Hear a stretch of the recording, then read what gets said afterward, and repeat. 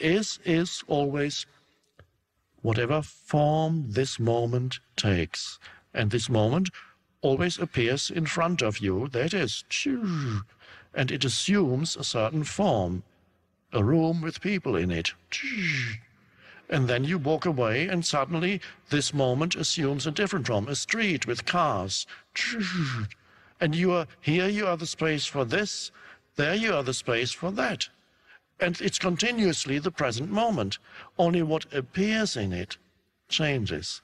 So if it is continuously the present moment, what does that mean? It means in its steps, the present moment is one with the space that is consciousness itself. And that is who you are beyond time, beyond form. Not that you don't have a body anymore or a memory, that still exists, but something much more vital is now recognized in your life. And then what the ego in its madness has been looking for years and years, or lifetimes if you like, has been looking for, has been hiding all along there where the ego was never looking. And it's called the present moment.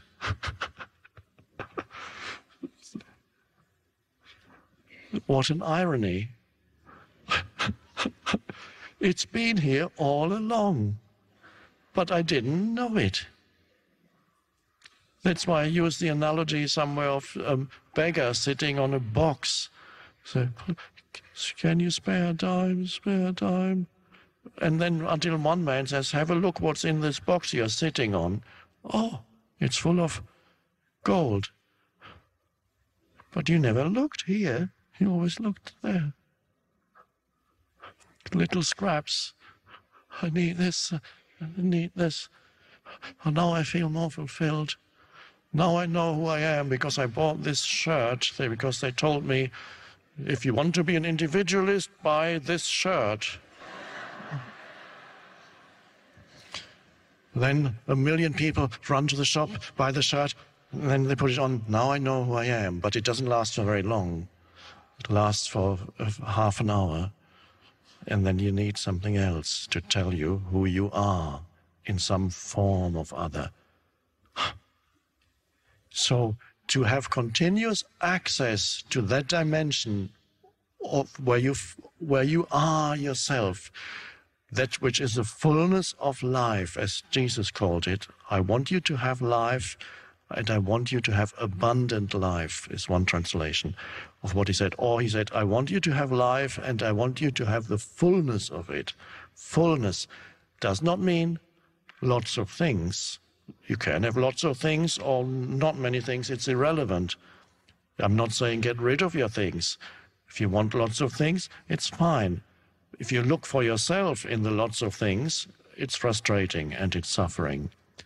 The fullness of life is already here. For everything else, you need time.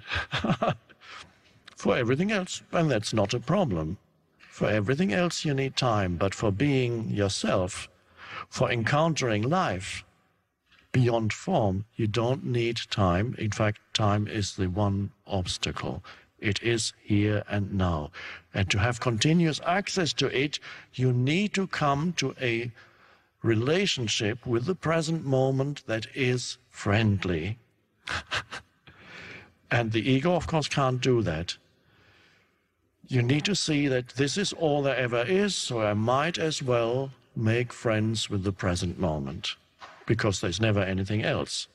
So if you're not friendly with the present moment in whatever form, that means you are hostile towards life, because life is always now.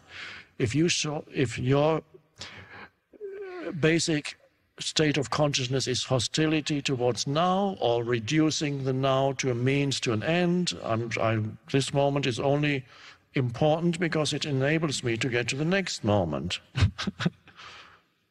What do you do then if that is and this is normal, the present moment, at best is a stepping stone that enables you to get to the next moment. That's how the mind works. What do you do then with human beings? Because a human being can only come to you in the present moment. You will reduce everyone also to a means to an end. And this is how the ego relates to other humans. It reduces other humans to means to an end. It wants to use them for its purposes. And so relationships are dysfunctional because one ego wants to use the other ego. It's dysfunctional. Can you embrace the now?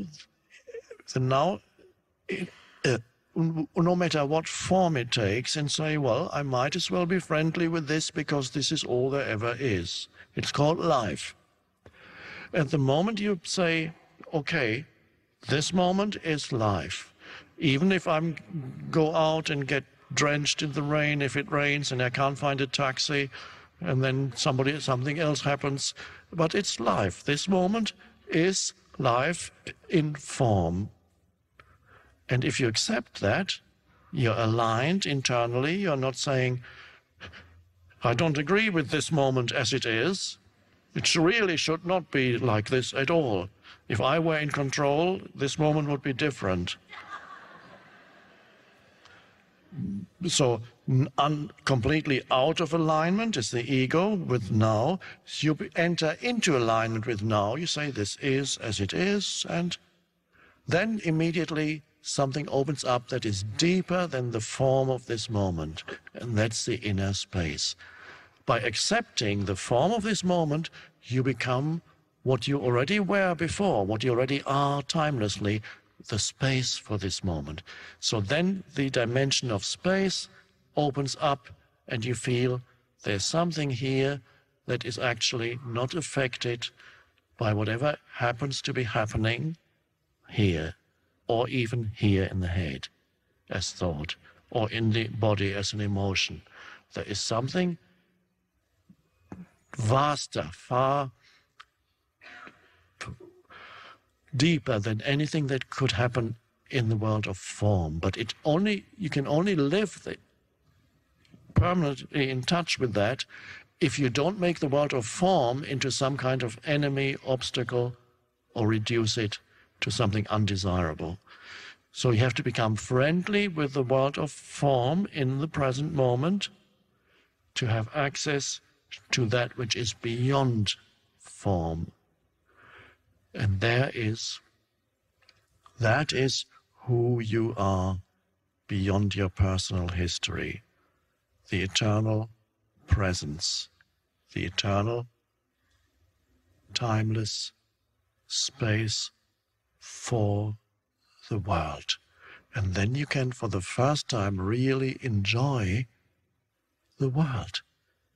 You can walk around New York and see, wow, look at all that movement. People running around, cars. And you're just looking. You're the space for it. And everything is astonishing.